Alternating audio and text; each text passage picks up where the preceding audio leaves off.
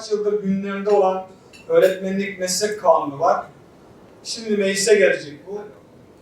Tabii öğretmenlik meslek kanununun çıkmış olması önemli ama içinin doldurulması, öğretmene hak ettiği bir meslek kanunun çıkartılması bu önemliydi. Bununla alakalı işin açığı yıllardır mücadelemiz vardı. Tabii şu an gelinen noktada mecliste bazı eksiklikler, aksaklıklar ve itirazlar vardı. Onun da içinde biraz gecikti.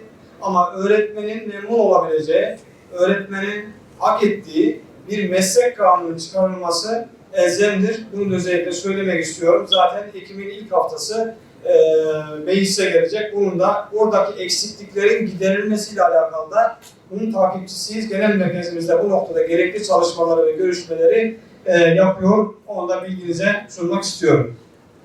Bunun yanında öğretmen açığı sorunu var. Sözleşmeli öğretmenlik, ücretli öğretmenlik bunlar aynen devam ediyor.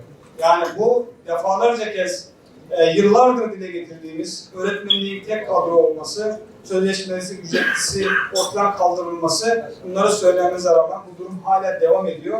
Ve bu sıkıntılarda hem öğretmen açığının olması, hem öğretmen fazlalığının olması, işin açığı bu sıkıntıların devam ettiği bir eğitim öğretim yılına da başlamış oluyoruz. Şimdi tabii süreçte bir yorum, bu öğretmen fazlalıklarının ataması olacak. Ardından bir resen atama düşünülüyor. Bunlar da yarın sıkıntı olacak. Yani işin açığı öğretmen fazlalığının olduğu, öğretmen ihtiyacının olduğu bir eğitim öğretim yılının şu an içerisinde inşallah bu sorunları da çözülür diye umut ediyoruz. Tabii 6 Şubat depremi yaşadık. 11 ilde etkilendi. Adana'da bu etkilenen illerden bir tanesi. Şu an resmi aldığım bilgilere göre 36 okul deprem tahkiki devam ediyor. 36 okulda depremle alakalı tahkikler devam ediyor. 25 okul ağır hasarlı. Şu an onlardan eğitim öğretim görünmüyor. Başka yerlere, başka okullara, başka binalara taşınmışlar.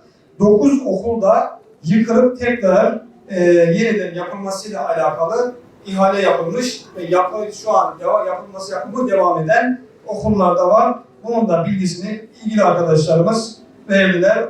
Onu da sizlerin bilgisine sunayım arkadaşlar.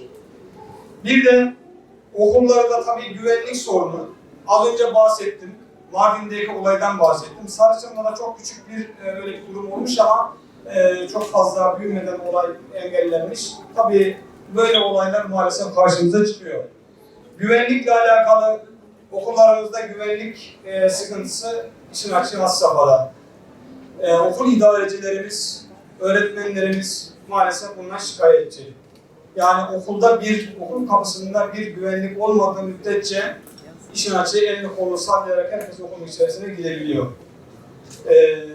Bu anlamda gerekli görüşmeleri de yapmaya devam edeceğiz. Ne tasarruf tedbirleri dendi, işte farklı cümleler kuruluyor ama ne canın bir tasarrufu olur, ne eğitimin bir tasarrufu olur, ne de temizliğin bir tasarrufu olur.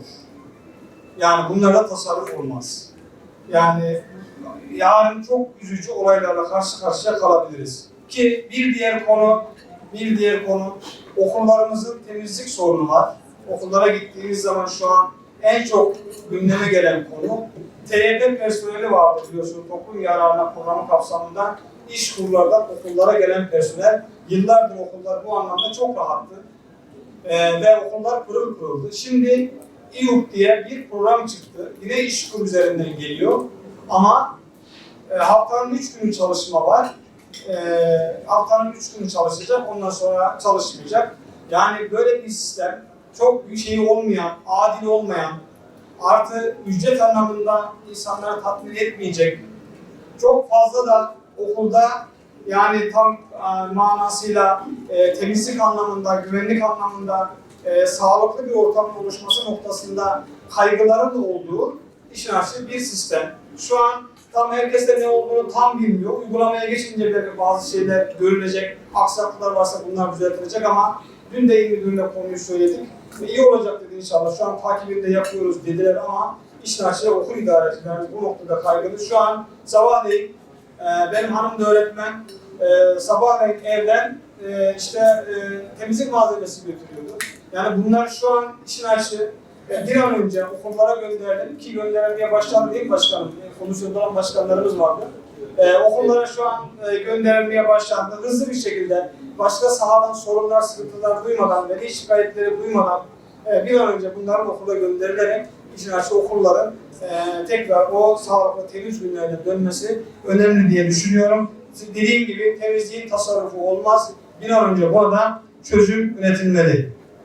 Evet, genel merkezimizin de başlangıcını yaptığı okullarda İsrail destekli veya boykot ürünlerinin satılmamasıyla alakalı bir paylaşımımız da olmuştu. Sizler de bunu gazetelerinizden veya internet haberlerinizden verdiniz.